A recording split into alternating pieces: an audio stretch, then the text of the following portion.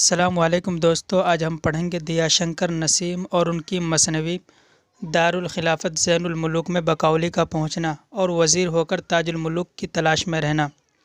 سبق شروع کرنے سے پہلے دیا شنکر نسیم کے تعلق سے چند باتیں سن لیں۔ ان کا اصل نام دیا شنکر کول تھا اور ان کے والد کا نام گنگا پرساد کول تھا۔ تخلص نسیم کیا کرتے تھے۔ ان کی پیدائش 1811 عیسوی میں لکھنؤ میں ہوئی۔ اس زمانے کے رواج کے مطابق انہوں نے اردو اور فارسی کی تعلیم حاصل کی۔ ابتدا ہی سے انہیں شعر و شاعری کا شوق تھا۔ آتش لکھنوی کے شاگرد ہوئے اور اپنے استاد کا ہی رنگ اختیار کیا۔ ان کی شہرت مثنوی گلزار نسیم کی وجہ سے ہوئی۔ یہ اردو کی اہم ترین مثنویوں میں سے ایک ہے۔ 1845 عیسوی میں 35 سال کی عمر میں انتقال کر گئے۔ چلیے دوستو، سبق شروع کرتے ہیں۔ سب سے پہلے معروضی سوالات۔ معروضی سوالات کہتے ہیں آبجیکٹو کوشچنس کو۔ سوال نمبر 1 ہے، نسیم کا پورا نام کیا تھا؟ آپشن الف ہے ودیا شنکر نسیم، آپشن ب ہے روی شنکر، آپشن جیم ہے دیا شنکر کول، آپشن دال ہے کرشن شنکر۔ جواب ہے آپشن جیم دیا شنکر کول۔ سوال نمبر 2 ہے، نسیم کہاں پیدا ہوئے؟ آپشن الف ہے دہلی، آپشن ب ہے دکن، آپشن جیم ہے لکھنؤ، آپشن دال ہے پٹنہ۔ اس کا جواب ہے آپشن جیم لکھنؤ۔ سوال نمبر 3 ہے، نسیم کی مثنوی کا نام کیا ہے؟ آپشن الف ہے سحر البیان، آپشن ب ہے گلزار نسیم، آپشن جیم ہے بوستان خیال، آپشن دال ہے زہر عشق۔ جواب ہے آپشن ب گلزار نسیم۔ سوال نمبر 4 ہے، شاعری میں نسیم کس کے شاگرد تھے؟ یعنی دیا شنکر کس کو اپنا استاد مانتے تھے؟ آپشن الف ہے غالب، آپشن ب ہے آتش، آپشن جیم ہے ذوق، آپشن دال ہے حالی۔ جواب ہے آپشن ب آتش۔ سوال نمبر 5 ہے، نسیم کا انتقال کب ہوا؟ آپشن الف ہے 1843، آپشن ب ہے 1845، آپشن جیم ہے 1846، آپشن دال ہے 1847۔ جواب ہے آپشن ب 1845۔ مختصر ترین سوالات میں سے سوال نمبر 1 ہے، زیر نصاب مثنوی میں کس واقعے کو نظم کیا گیا ہے؟ زیر نصاب کہتے ہیں نصاب میں شامل۔ جواب، اس اقتباس میں بقولی کے دارالخلافت میں آنے اور اس کے وزیر بننے کی تصویر پیش کی گئی ہے۔ بقولی اس مثنوی میں ایک پری ذات ہے جو انسانی روپ اختیار کر کے دارالخلافت میں داخل ہو جاتی ہے۔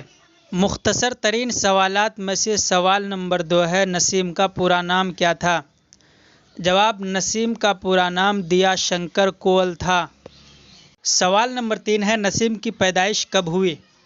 جواب، نسیم کی پیدائش 1811 عیسوی میں ہوئی۔ سوال نمبر 4 ہے، نسیم کی مشہور مثنوی کا نام لکھیے۔ جواب، نسیم کی مشہور مثنوی کا نام گلزار نسیم ہے۔ سوال نمبر 5 ہے، نسیم کے والد کا نام لکھیے۔ جواب، ان کے والد کا نام گنگا پرساد کول تھا۔ مختصر سوالات میں سے سوال نمبر 1 ہے، صنف مثنوی پر 5 جملے لکھیے۔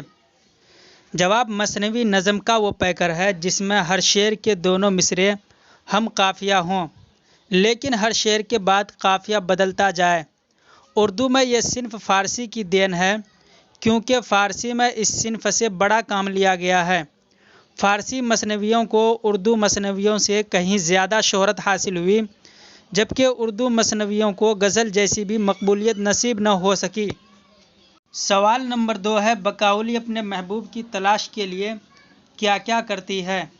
جواب، بقولی اپنے محبوب کو تلاش کرنے کے لیے جنگل و بیابان اور اجنبی راہوں میں بھٹکتی ہے۔ سوال نمبر 3 ہے، زین الملوک کی مملکت میں پہنچ کر بقولی کو کیا محسوس ہوا؟ مملکت کہتے ہیں دربار کو۔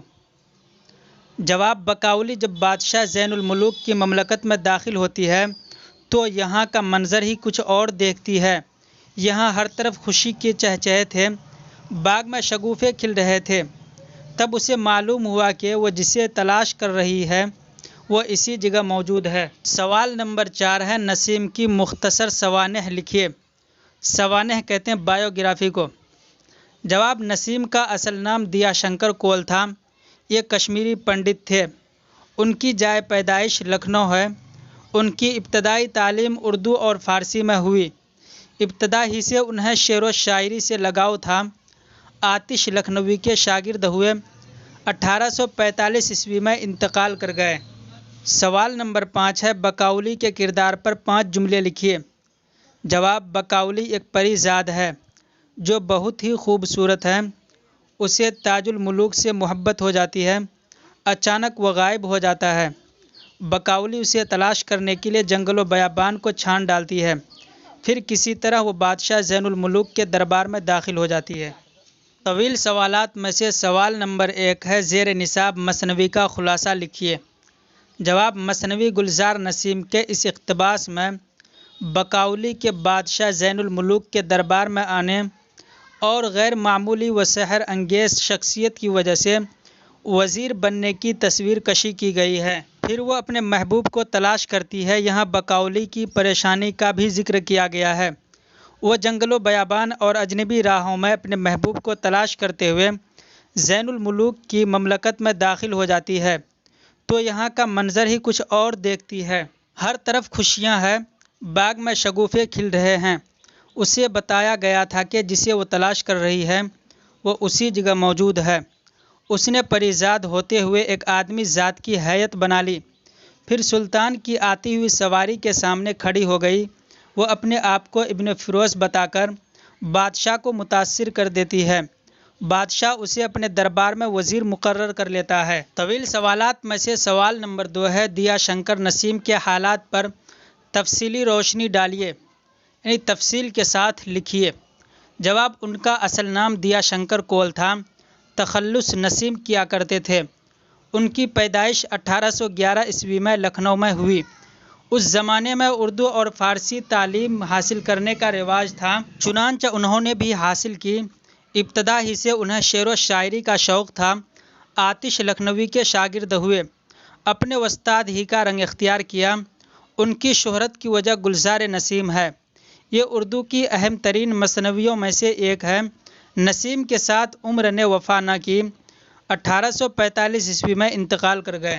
سوال نمبر 3 ہے، دیا شنکر نسیم کی گلزار نسیم کا تنقیدی جائزہ لیجیے۔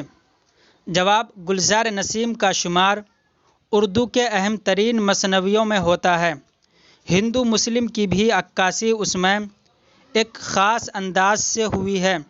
فنی اعتبار سے کچھ خامیاں ہیں۔ خامیاں کہتے ہیں غلطیاں، مثلاً محاورہ اور تراکیب کی غلطیاں۔